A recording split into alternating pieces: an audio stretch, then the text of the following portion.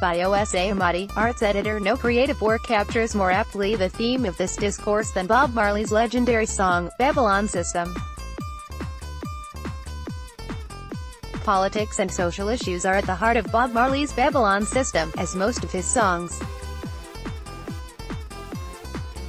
The political problems in the Caribbean and Africa that occupied Marley are no different from the political and social problems confronting Nigeria today, hence the truth to tell our children must border on politics, socio-economic conditions and the malignant state of the nation. Felix and Alphonsus, NWAJEI, Wright, executed along with men on October 7, 1967 at Asaba. Sometime last year, at the height of the IPOB agitation for an independent state of Biafra, Olusegun Obasanjo, now PhD, made a profound statement. He offered to show the agitating Igbo youths where Biafra was buried, in case they did not know. After watching Jidal Enrawaju's documentary film titled The Real Story of Nigeria, 2007, I believed I found the so-called Biafran grave which Obasanjo spoke about. It was where Lieutenant Col. Olusegun Obasanjo led Major General Philip Effing and some other defeated Biafran soldiers to Dordon Barracks Ikoyi to officially surrender and accept defeat after General Odumegwu Ojukwu had escaped to Ivory Coast. Let us agree that Biafra is dead and buried. But if we must tell ourselves and our children the truth, we must accept Renato Constantino's insight when he said that military victory does not signify conquest. As long as feelings of resistance remain in the hearts of the vanquished, no conqueror is secure. Renato Constantino, 1979, The Miseducation of the Filipino, in Communication and Class Struggle 1. Capitalism, Imperialism, an anthology in 2 volumes, ed. Armand Madelert and Seth Siegelaub, p.212. We must also accept, since we no longer want to continue to lie to our children, that Nigeria is terminally sick. Like Obasanjo, I offer to show anyone who cares to know, where Nigeria contracted the terminal disease of which she can only be cured through a blood transfusion. Blood on the Niger. If the elders must tell the children the truth, children must also be prepared to read, because a larger part of the truth about Nigeria is documented in books. One of the most important books to read in search of the truth about Nigeria's terminal illness is Emma Koch's classic Blood on the Niger. On page 234, Mr. John Kanayo Hudson Odita, a survivor of the first black-on-black genocide popularly known as October 6 and 7, 1967 Asaba massacre, gave an eyewitness account of how, at the Cable Point area, hundreds of Asaba people were lined up by the river Niger bank, from where Nigeria derived her name, and ordered to walk into the river by the Vandals, Nigerian army. When they moved into a point where the water reached their waist, they were shot dead and their corpses carried away by the river Niger. At Ogbiosawa Square, the Nigerian army Vandals also collected thousands of men who they ordered to dig 3 large graves. After they had dug the graves, they were ordered to enter into the graves, which they did, and were all shot dead. Among the thousands of innocent people executed at Ogbiosawa killing ground on the 7th of October 1967 by Nigerian soldiers led by Col.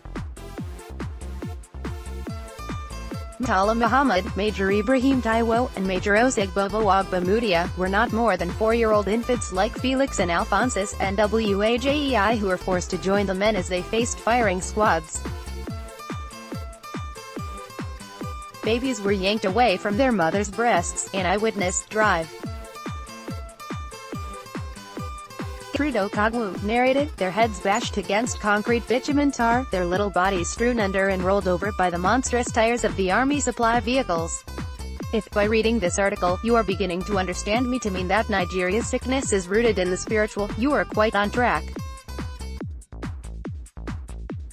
Or what would you make of the story of Adaobi, a 16-year-old virgin, set aside by the gods to serve as priestess to the river Niger? 3 Nigerian soldiers raped Adeobi to death during the Isaba massacre. Adeobi's father told Emma Okocha, "You don't know how powerful your river is. I told you I'm from Abor." Many Abor, and Ani and Kwale families were killed at Cable Point. "We live in Cable because the river has taken over our land. In those days, my daughter, whose name was Adeobi, was betrothed to the OMU family. She was 16. The OMU would stop by my house on her way to the Oni shrine down the river.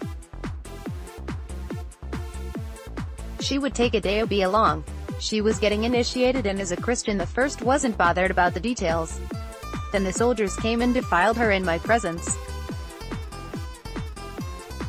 For me, a titled Ma, the Odibuei of Abor, that was an abomination. She was a virgin, and apart from the fact that the eye does not see the ear, the 3 army rapists almost suffocated Adeobi, my young daughter, to death. In my rage, I cared little about their guns when I charged. By the time it was all over, I had lost an eye and those vandals beat me to a pulp. It was in the morning hours, a day after the OMU as usual visited her daughter. She never said any word or blinked till the end of the story. She left for the river and returned with a large piece of white cloth and covered the poor girl. The following morning, it was my sister who ran to the OMU with the sad news. Adeobi had bled to death. The OMU returned with my sister and asked us to leave the house. She avoided the casket the family bought for Adeobi's burial. She lifted her with little effort, and we were amazed that such an advanced woman could lift that 180-pound, 5 feet, 9 inches chubby girl without help. She never cried, shed tears, nor blinked. She took my daughter down the slopes of Cable Point to the river. Adeobi was buried somewhere there. I never had the courage to interfere. Until this day there was no question from me, her mother, or my sister on why the OMU took away the corpse of my daughter. 4 days later, the priestess of the river, the OMU of Asaba, entered my house. Again, she was in all white. It was around 5 a.m. and she declared in the language of the water, on the portals of her shrine, before the presence of her messengers, barbarians came to defile the virgin daughter of the river. Abomination is wrought their cause, tribulation shall carry their cause, their families a future cursed, a generation to be born and lost. Onish from strife always recaps, but never forgives her virgin rape. Tomorrow the land shall turn to water, and the water shall bury the land. And OMU disappeared just like the way she had appeared. I rushed to my door and the door was still locked. It had been locked since the previous night, yet she had come in. When I opened the door, the build-up for the inversion of Onitsha had started.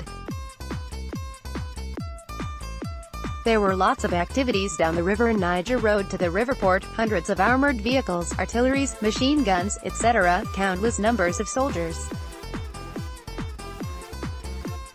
And the following morning, there was Armageddon.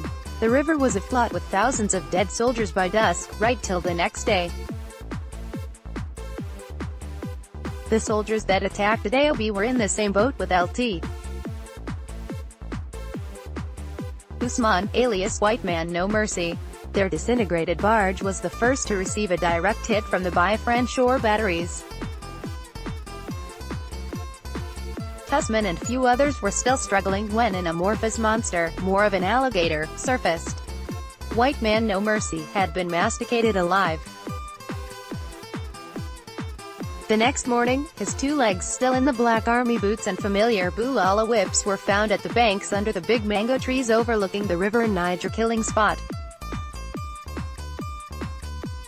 After the vultures had had their fill, the boots were never touched until the end of the war. P. 243-244. Perhaps that is why General Gowin went to Asaba, to the very sands of the river in Niger, and prayed and apologized, said St. David Apuda.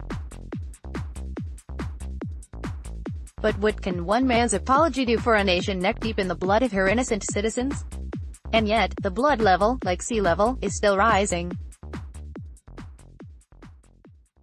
The children must also be told how leaders of these murderers, General Murtala Muhammad and Major Ibrahim Taiwo, ended up, on February 13, 1976, LT. Colonel Bukar Sukadimka, who was deeply involved in killing innocent Igbos in Kaduna during the July 1966 counter-coup, cornered General Murtala, who was sitting in his car in a Lagos traffic hold-up, and cut his body into pieces with a machine gun. On the same day, Ibrahim Taiwo was also beheaded by his mates. It was a coup against Murtala Muhammad. Those who kill by the sword will also die by the sword. This is one of the lessons today for our children.